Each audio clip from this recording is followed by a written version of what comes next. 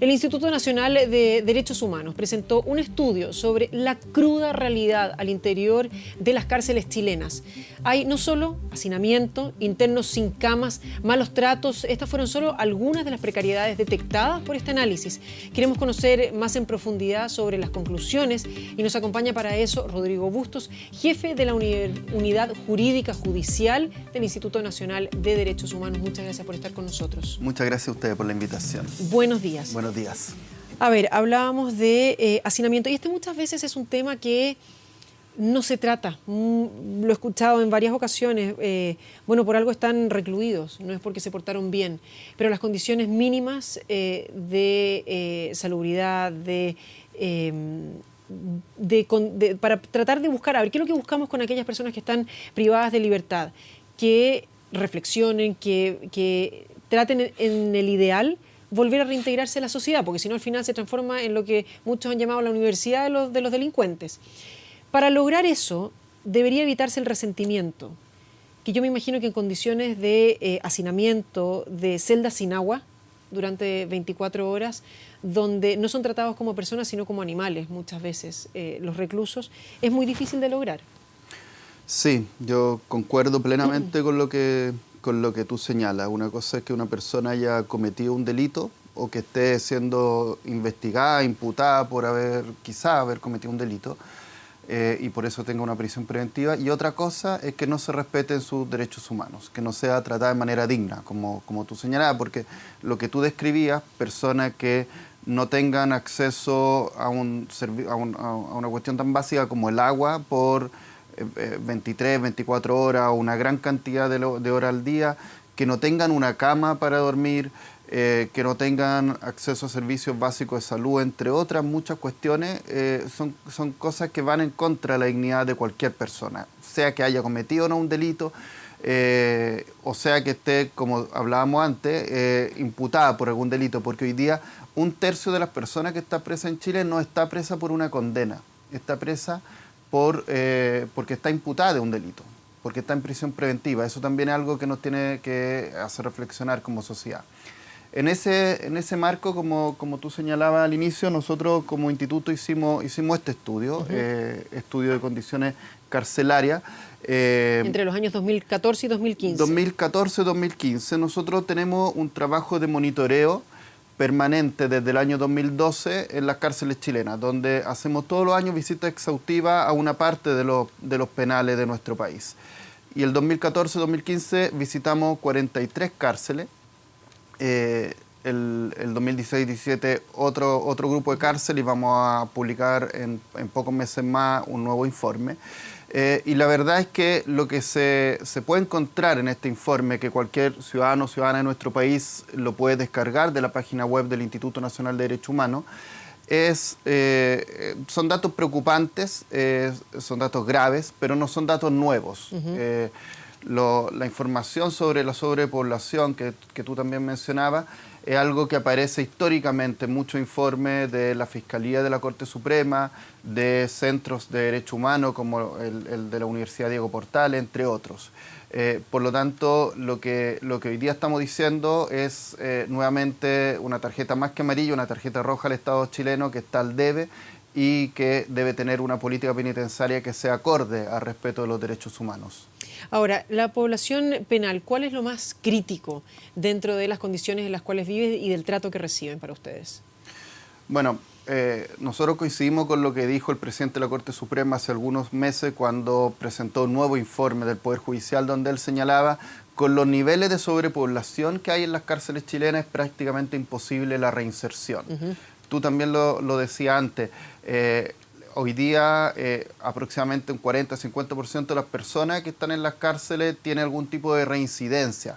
Y lo que uno debiera buscar con la pena es al revés, que las personas que están en la cárcel después puedan reintegrarse a la sociedad sin cometer delitos y tener una vida en comunidad.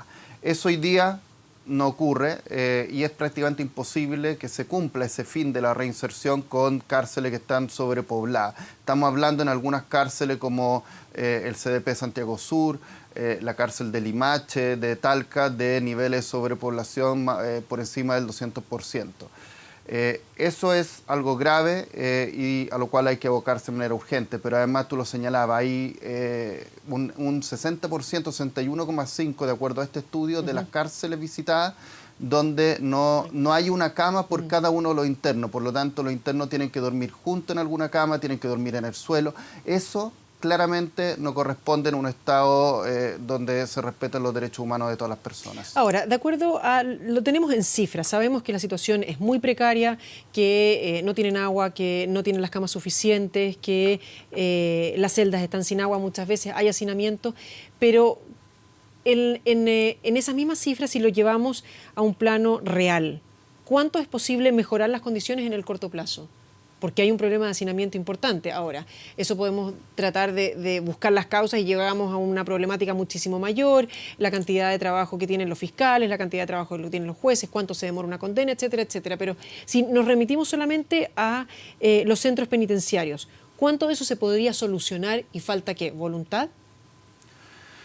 Nosotros creemos que hay un problema de voluntad política también, porque generalmente las personas presas están en el último lugar de la cola. Tú lo señalabas al inicio también cuando planteabas que es impopular hablar de los derechos de las personas privadas de libertad. Hay algún sentido común en la población, lamentablemente, y eso creemos que hay que combatirlo, donde se piensa que una persona que puede haber cometido un delito, está investigada, tiene que ir a la cárcel y da lo mismo si se respetan o no sus derechos.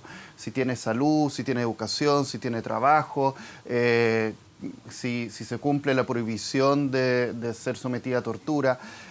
Por lo tanto, está en el último lugar de la cola, generalmente, y eso hace que año tras otro, no obstante todos estos informes, no hayan políticas del Estado que cambien la política penitenciaria. Además, hemos tenido agendas cortas antidelincuencia que no se han basado en estudios serios donde vayan mirando el impacto que esa agenda corta, que aumentan las penas de varios delitos en muchos casos, van a tener en las cárceles de nuestro país. Entonces, tenemos cárceles que van aumentando en la población y además con personas que están en prisión preventiva. Nosotros lo que creemos que más allá de tener una mirada destinada a construir más cárceles, lo que debiera hacerse es tener una política donde las personas que hoy día están en las cárceles puedan reinsertarse, y eso no se hace con la política actual. Ahora, justamente llevándonos a ese ámbito, si pensamos que hay estas condiciones de salubridad tan malas y las condiciones de salud que nombrabas que tampoco están disponibles para ellos, sobre todo en lo que tiene que ver, leyendo el informe, en lo que tiene que ver con especialistas, con ¿cómo se llama?, ayuda o asistencia médica en cuanto a especialistas, el régimen disciplinario tampoco es el ideal. ¿Qué pasa con la salud mental, por ejemplo, que es un tema súper importante cuando hay una persona recluida? Esa es una debilidad que uno ve año tras año cuando visitamos las cárceles chilenas.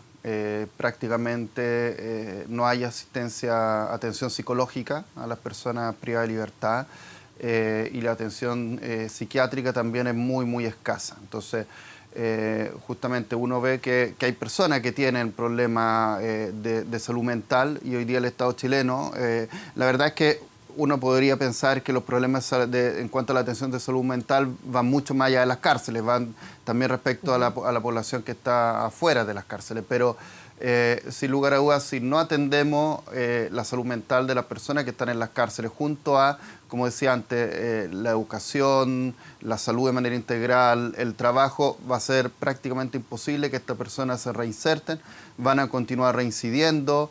No va a haber, por lo tanto, tampoco una política eficiente en materia de prevención de la delincuencia, y vamos a tener cárceles donde no se respetan los derechos humanos. Hay algunas de estas cárceles donde en la celda de castigo las personas están 23 horas al día, sin ventilación, sin luz, sin baño, por lo tanto tienen que defecar en algún lugar, en algún balde de esa celda, y quedarse con esos excrementos por prácticamente todas las horas mientras están en esa celda. O sea, se trata de condiciones absolutamente indignas en algunas de las cárceles chilenas, y eso de verdad debiera hacernos reflexionar como sociedad chilena. Bueno, es que, repito, y lo digo porque me ha tocado muchas veces escucharlo, hay quienes dicen que las condiciones precarias en las cuales están los presos, tal vez sin conocimiento absoluto de cuáles son estas, son producto de que ellos cometieron un crimen, de que ellos le quitaron la vida a alguien, de que ellos, no solamente a una persona, sino que a varias. Pero cuando hablamos de tratar de castigar, o si ese es el fin último de una cárcel, ¿es castigar o es tratar de mejorar a esa persona? Si lo pensamos, por ejemplo, ni siquiera pensando ya en la reinserción, sino en las propias riñas dentro de las cárceles, que llevan muchas veces a una problemática mucho mayor. Según la estadística, el año 2014, 52 reclusos murieron dentro de un recinto penitenciario producto de una riña. Quiere decir ahí también que volvemos al tema de la salud mental, de los tratos o la labor que tienen los gendarmes dentro de las cárceles, si están lo suficientemente capacitados, si son lo suficientes para la cantidad de población penitenciaria. Y en ese sentido, ¿cuánto es lo que podríamos mejorar de nuevo, tratando de pensar en medidas de corto plazo más que tratar de reformar la situación de las cárceles en nuestro país, que sí es una política ya más de largo plazo? Sí, mira, yo comparto lo que tú señalas cuando planteaba anteriormente de que esto tiene que ver con el fin que nosotros creemos que debiera tener una cárcel.